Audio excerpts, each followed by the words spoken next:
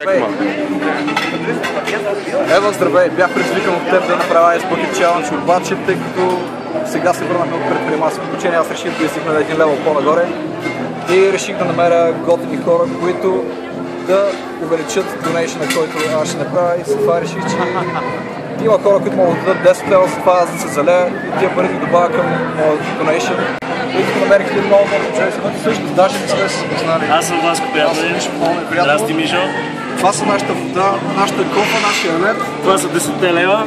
Това са 10 лева, които ще бъдат прибавени. Благодаря. Служи ги някъде, няма ги полееш. Всъщност слагаме ги в джоба на оператора. И си отваряме реда.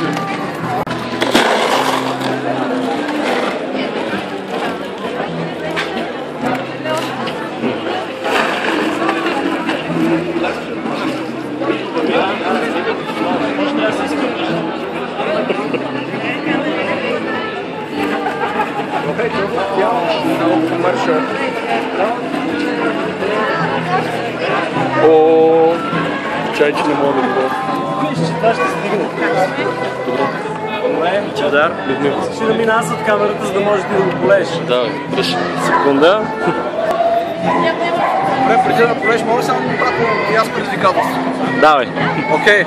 Ева, благодаря за предизвикателството. Нет, ти си следващия.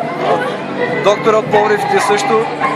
Имате 24 часа да направите предизвикателството.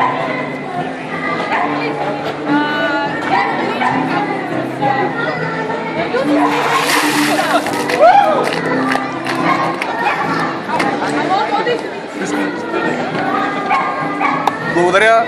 Има готини хора.